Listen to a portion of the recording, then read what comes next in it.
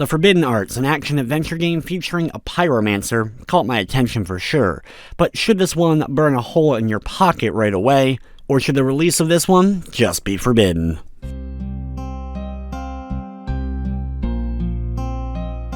The Forbidden Arts is an action-adventure game that has both 2D action and 3D exploration in it.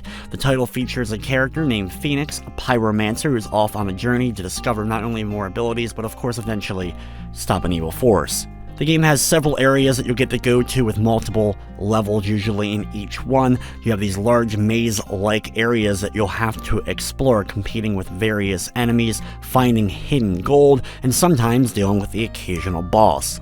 Outside of the levels, you have these 3D environments that you'll get to explore a bit, do some platforming, find some extra secrets, and deal with the various NPCs of the game.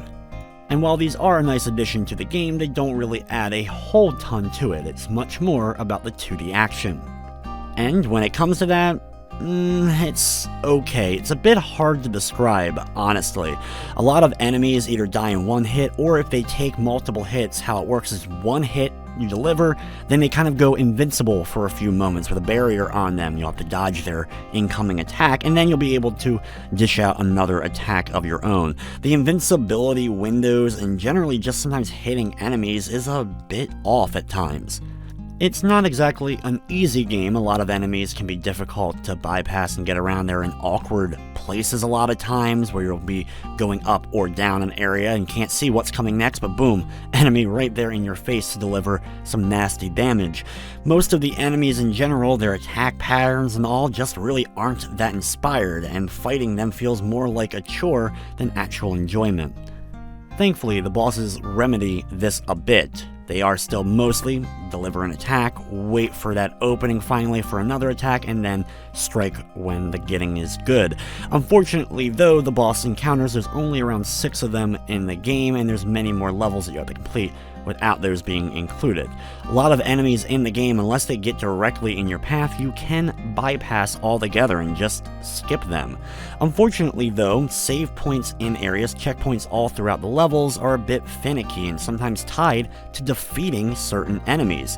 So, you may defeat an enemy and find that you get a checkpoint for defeating them, or a lot of times you'll get checkpoints for finding the various gold scattered throughout areas. It honestly felt really inconsistent with how checkpoints worked.